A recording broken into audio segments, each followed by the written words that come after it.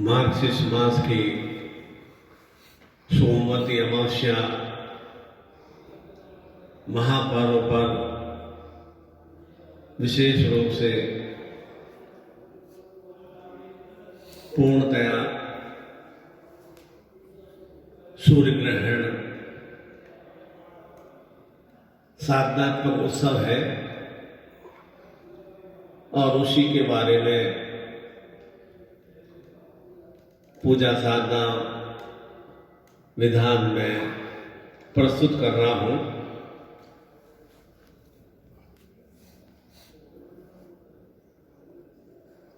जब भी चंद्र ग्रहण या सूर्य ग्रहण का भाव सृष्टि में आता है तो वह दिवस पर्व के रूप में साधनाओं की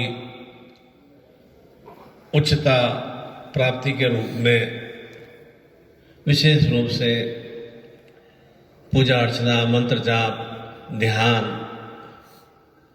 की क्रिया करने से उस क्रिया का फल हमें कोटि गुना प्राप्त होता है। और जैसा कि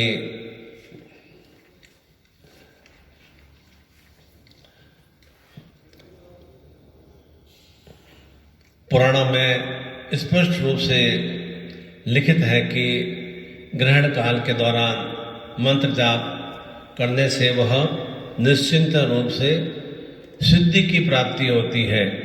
चाहे मैं दुर्गा की स्तुति करूं या भगवान शिव की, गणपति की, या जो भी मेरे कुल देवता है, या दसों महाविद्याओं या नव दुर्गा की विशेष रूप से उस दिवस पर मंत्र जाप की क्रिया करता हूं तो उसका निश्चिंत रूप से मेरे जीवन में सुखद रूप में प्रभाव होता ही है और निरंतर में सिद्धि की ओर, अर्थात उनसे एक तारतम्य सामंजस्य का जुड़ाव हो सके, वह सिद्धि और सामंजस्य का भाव प्राप्त होता है। ग्रहण का प्रभाव मनुष्य के शरीर के साथ साथ उसके मन पर भी पड़ता है। नित्य प्रतिदिन तो जो भी सृष्टि में सूर्योदय से दूसरे दिन प्रातः सूर्योदय के बीच में जो भी मध्याह्न काल, सूर्यास्त का काल, चंद्रोदय काल और चंद्रमा की शीतलता का भाव चिंतन, वह चक्र बराबर चलता रहता है और वह सृष्टि सामान्य रूप से क्रियाशील रहती है और सामान्य से कार्य निरंतर जीवन में वृद्धि के लिए करते रहते हैं। परंतु ग्रहण काल में उस विशिष्ट अभिष्ट मुहूर्त में कोई भी पूजा अर्चना, मंत्र जाप करने से उसका निश्चिंत रूप से सुप्रभाव हमारे जीवन में अवश्य ही प्राप्त होता है और केवल ग्रहण काल में सूतक का भाव ही लगता है। उस सूतक काल में कहा जाता है कि कोई भी तरह का अन्न ग्रहण नहीं करें और जितने समय तक हम मंत्र जाप करें, साधना करें, उस समय तक पानी का सेवन नहीं करें, पानी नहीं पिए। वही केवल सूतक काल होता है। बाकी पूजा साधना आराधना हर रूप में, मानसिक रूप से या माला के माध्यम से जप करने से निश्चिंत रूप से उसका हमें सुफल की प्राप्ति होती है। और ग्रहण काल संपन्न होने पर जो भी दिन में आपने खाने के भोज्य पदार्थ बनाए हैं या पीने का पानी है तो उसमें तुलसी पत्र डाल देते हैं तो वह भोज्य पदार्थ और पीने का पानी पुनः सूतक के प्रभाव से समाप्त हो जाता है और वह शुद्धमय और पवित्रमय बन जाता है। सूतक काल में अपने इष्ट देवी देवताओं का मंत्र जाप करने से निश्चिंत रूप से सिद्धियों की प्राप्ति होती है। और उसके लिए आवश्यक है कि हम जब भी उस ग्रहण काल में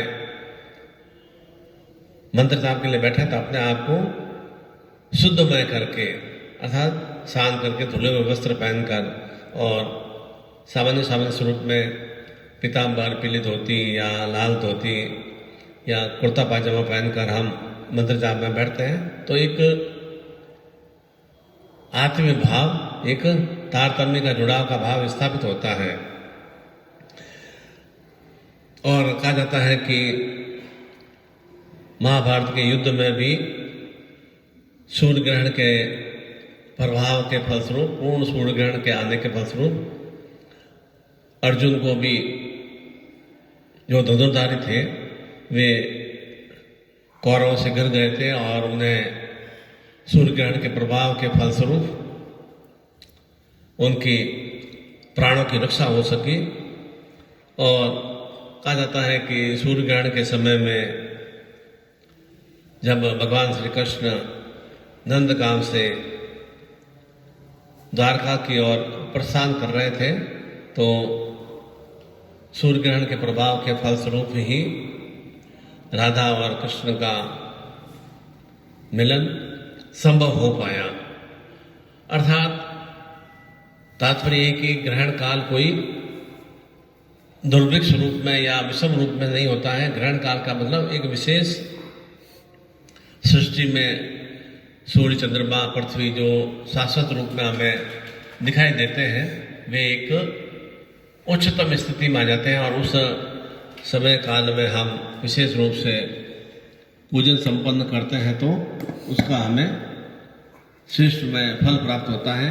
और इस वर्ष यह आने वाले सोमवार 14 दिसंबर को पूर्ण सूर्य ग्रहण का भाव चिंतन है और भारतीय समय के अनुसार, इंडियन नेशनल टाइम के अनुसार शाम को 7:03 से मध्य रात्रि में रात के 12:23 तक यह प्रभाव रहेगा।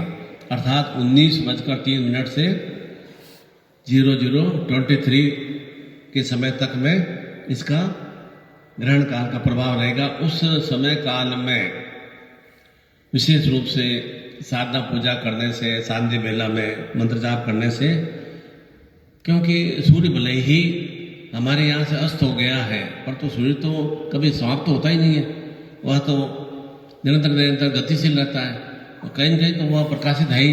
तो उसकी सूर्य की उष्मा का प्रभाव तो निश्चित रूप से उस समय काल में हम करते हैं तो वह तेजस्विता व ऊर्जा से हम युक्त होते ही हैं। और इसी के लिए सामान्य स्वरूप में पत्रिका में भी बताया गया था और उसका विधि विधान भी हमने विशेष रूप से दिसंबर की पत्रिका में विस्तार रूप में उल्लेखित किया गया है। और इसमें लिखा है कि जीवन में कुछ अवसर बार बार नहीं आते, योग्य व्यक्ति उन अवसरों का भलीभांति उपयोग कर अपने जीवन में सफलता के द्वार खोल लेता है। और ग्रहण का तात्पर्य है अंधकार से प्रकाश की ओर जाना और ग्रहण काल में साधना संपन्न करने से अंधकार में स्थितियाँ समाप्त होती हैं। और उसी में विशेष रूप से गृहस्थ सुख की वृद्धि की साधना, शत्रुवर्धन साधना, निरंतर धन प्राप्ति की साधना और सूर्य ग्रहण तेजस्विता अष्ट लक्ष्मी दीक्षा का मैंने विशेष रूप से उस समय काल में, मार्गशीर्ष मास के उससे समय काल में, क्योंकि यह मार्गशीर्ष मास विशेष रूप से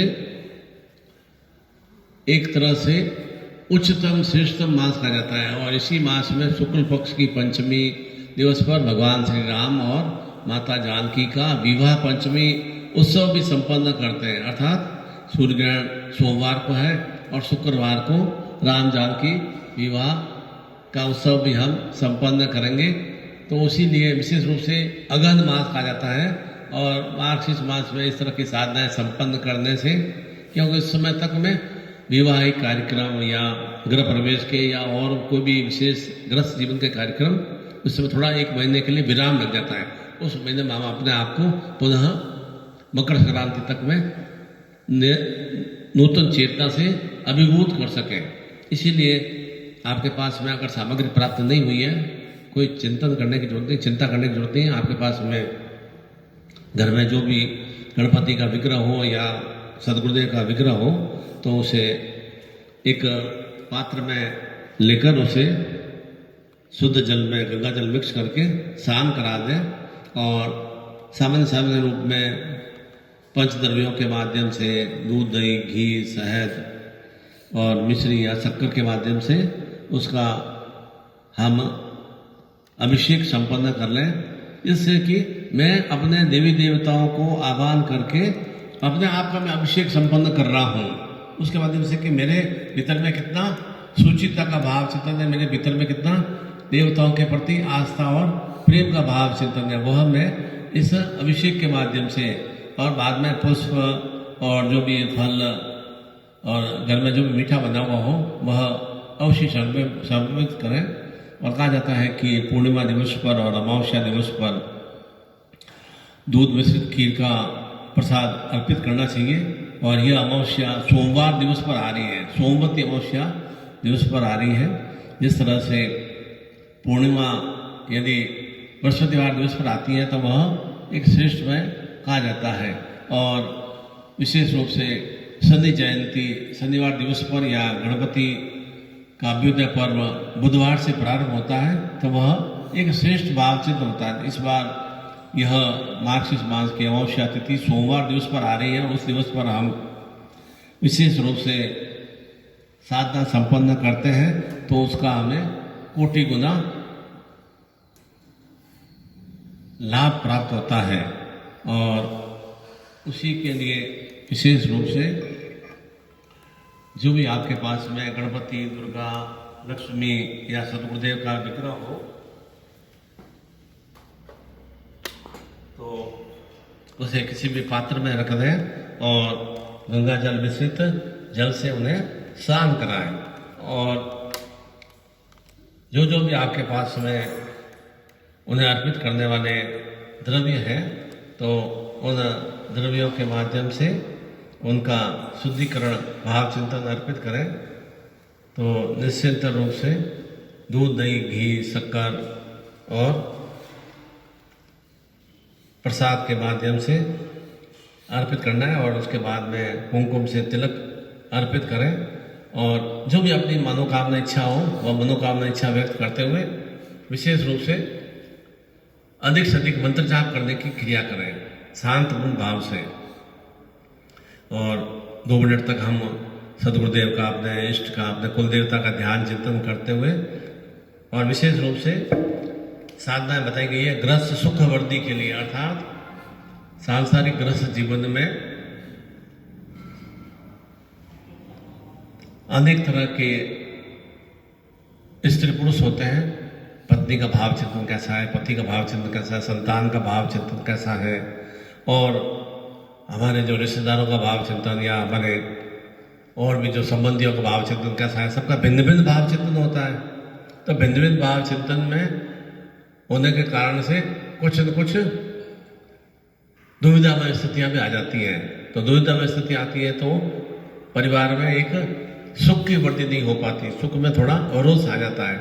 उन अवरोधों को समाप्त करने के लिए इस सूर्य ग्रहण काल में विशेष रूप से गृहस्थ सुख वृद्धि की चेतना को आत्मसात करने के लिए मंत्र जाप करें, तो वह बहुत ही श्रेष्ठ में रहता है।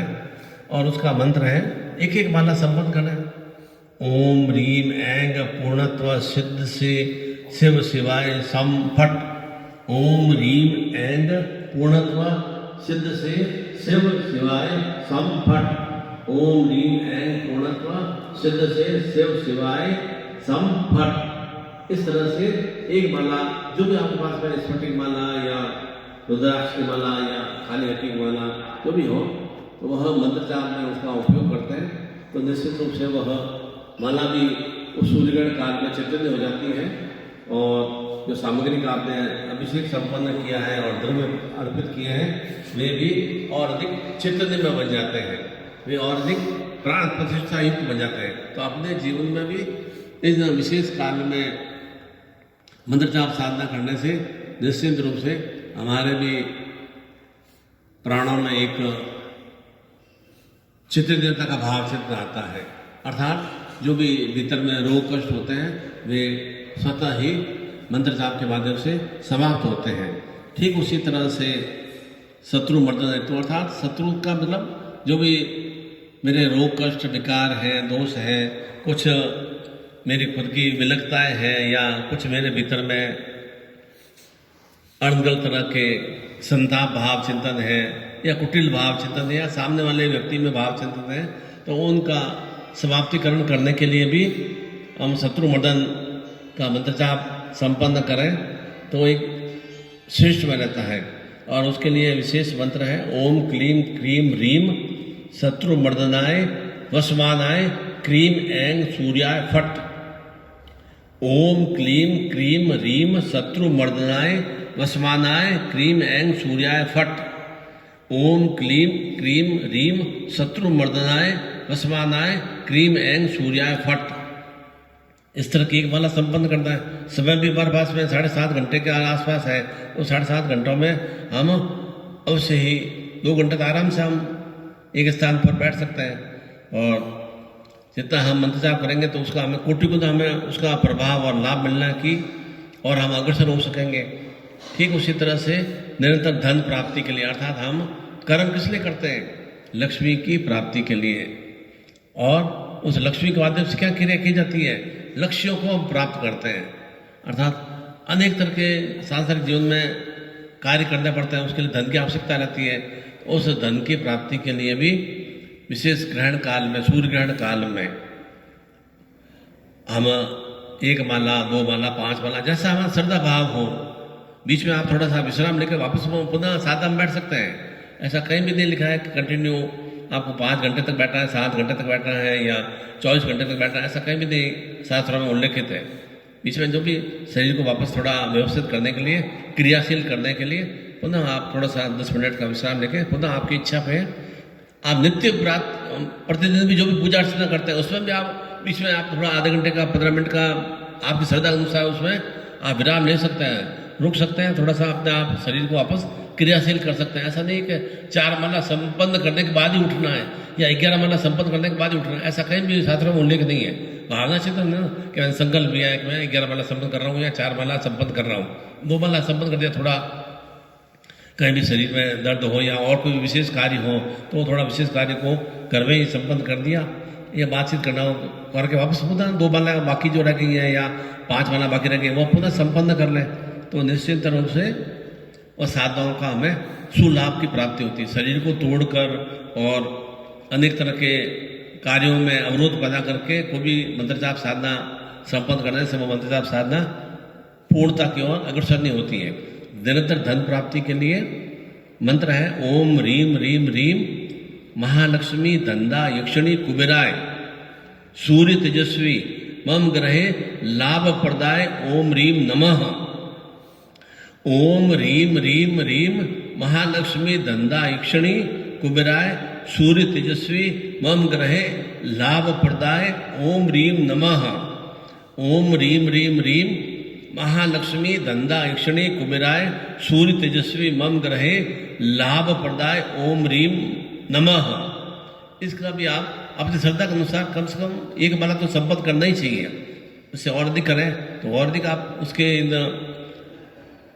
जो भी आपने धारणा से आप बदला करें उसका और अधिक आप आत्मसात कर पाएंगे।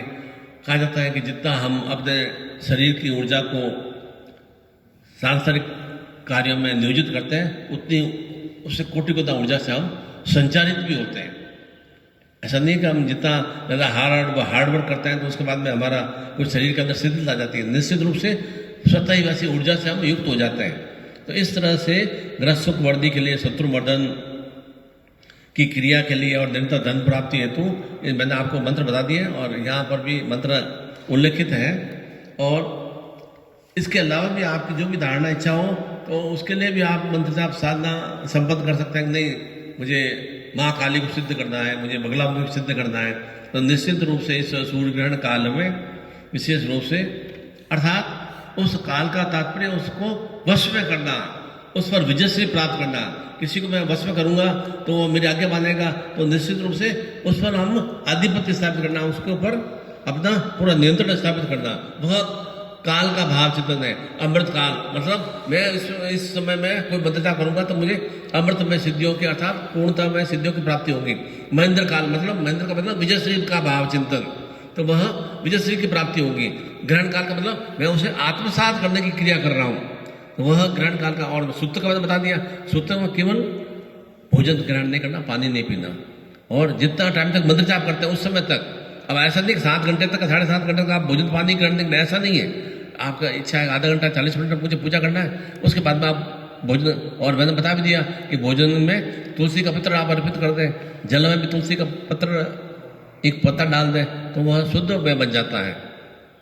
भोजन को बाहर व्यर्थ में नहीं फेंकना है, वह भी एक अन्नपूर्णा शक्तिमय है। इसलिए कभी भी भोजन का किसी भी रूप में किसी पैरों में या रोड के ऊपर या कचरे के डिब्बे में या गंदगी के ढेर में नहीं डालना चाहिए। चाहे वह बासी रोटी भी हो, परंतु उसे सही ढंग से किसी भी श्वान को, गाय को हम अर्पित करते हैं तो वह एक अच्छा भाव चिंतन की प्राप्ति होती है। और कहीं भी आप कहीं भी बाहर भी जाएं तो प्रयास कोशिश करें कि जितना आप ग्रहण कर सकें उतना ही आप भोजन लें। बाकी आप तो किसी पार्टी में जा रहे हैं या शादी समारोह में जा रहे हैं या कहीं आप होटल में जा रहे हैं और आधे से ज़्यादा खाना या कुछ खाना आप वेस्टेज छोड़ देते हैं, तो निश्चित रूप से उसका कुप्रभाव हमें जीवन में अवश्य प्राप्त होता है, कोई रोग कष्ट के रूप में, पीड़ा के रूप में। ऐसा नहीं है कि आप होटल में गए और कुछ सामान आप खाली नहीं छोड़ा तो आपको कोई ऐसा कहेंगे देखो भिखमंगे हैं, भिखारी हैं, भूखे हैं, ऐसा नहीं है। आप अन्नपूर्णा का अपमान नहीं कर रहे हैं, वो हमारे लिए एक देवीमय स्वरूप है। हमें अन्न के माध्यम से पूर्णता की प्राप्ति होती है। इसलिए ऐसा कभी भी इन अन्न का किसी भी रूप से परित्याग नहीं करना चाहिए और सात्विक भाव से, आनंद भाव से उसको आत्मसात करना चाहिए, ग्रहण करना चाहिए। वही ग्रहण काल का भी भाव चिंतन है। तो इस विशेष दिसंबर मास के इस मार्गशीर्ष मास की अमावस्या तिथि पर, सोमवती अमावस्या सोमवार दिवस पर यह सूर्य ग्रहण का भाव चिंतन को हम साधनात्मक रूप से संपन्न करें तो निश्चित रूप से एक जीवन में उच्चता ही प्राप्त होगी। क्योंकि नित्य नित्य नियोजित रूप से आप जो एक रूटीन वे में पूजन अर्चना कर रहे हैं और एक विशेष रूप से विशेष समय में आप पूजन अर्चना कर रहे हैं, उसका प्रभाव हमें एक अलग रूप में प्राप्त होता है। तो आपके लिए मैं विशेष रूप से, जैसे मैंने बताया कि ग्रस्त सुख की प्राप्ति के लिए, शत्रु मर्दन के लिए, निरंतर धन लक्ष्मी की प्राप्ति के लिए विशेष साधनाएं पत्रिका में भी दी गई है। आप कार्यालय से भी संपर्क कर सकते हैं और फिर भी आपकी इच्छा, उसके अलावा भी कोई साधना करने की इच्छा है पर तो आवश्यक है कि उस समय काल में हम शक्तिपात की दीक्षा को भी आत्मसात करें। फोटो के माध्यम से शक्तिपात दीक्षा को भी आत्मसात, ये भी फोटो है ना, सदगुरुदेव विराजमान है ना, ये थोड़ी कह नहीं फोटो ही है खाली, ये 10वां अध्याय नवदुर्गा है खाली फोटो ही नहीं है, ये साक्षात रूप में विराजमान है। ये हमने गणपति का, सदगुरुदेव का हमने विग्रह लिया, ये निश्चित रूप से साक्षात रूप में हम उनका अभ्यर्थना आत्मसात कर रहे हैं। तो इसलिए फोटो के माध्यम से भी आप दीक्षा ग्रहण करते हैं तो भी उतना ही प्रभाव रहेगा और साक्षीभूत रूप में आकर भी आप दीक्षा आत्मसात करेंगे तो भी उतना ही प्रभाव रहेगा। तो आप समय रहते थोड़ा सा एक जागृत अवस्था में आएंगे तो निश्चित रूप से निरंतर जागृत में स्थितियों की प्राप्ति होगी। और इसके अलावा भी आपके कोई मंत्र जाप नहीं होता है तो फिर आपकी धारणा इच्छा है कि नहीं, मुझे इस सूर्यग्रहण काल में मुझे विशेष रूप से इस तरह की प्राप्ति की भावना चिंतन है, शुभ भाव की प्राप्ति की भावना चिंतन, जो भी आपकी अभिलाषा हो तो उस अभिलाषा से संबंधित भी आप दीक्षा को आत्मसात कर सकते हैं। अर्थात मैं उसमें आपको परफेक्ट करने की क्रिया कर रहा हूँ। दीक्षा का तात्पर्य भी यही है कि उसमें अपने आप में एक चैतन्य में बनना, कि मेरा भाव चिंतन, आप अपने अंदर कुछ इच्छाएं कामना दबा के रखें और उजागर नहीं करें और संपन्न नहीं हो तो फिर वो इच्छाओं को मतलब एक ग्रहण करना या अंदर उत्पन्न करना बहुत हमारे लिए न्यूनता है। उसको उत्पन्न करें, उसको पूर्णता की ओर क्रियाशील भी करें। पूर्णता कहाँ से प्राप्त होगी? देवी शक्तियों के माध्यम से प्राप्त होगी। इसीलिए विशेष रूप से इस सोमवती अमावस्या 14 दिसंबर को 14 दिसंबर को सोमवार दिवस पर यह विशेष रूप से खंडग्रास सूर्य ग्रहण का भाव चिंतन है।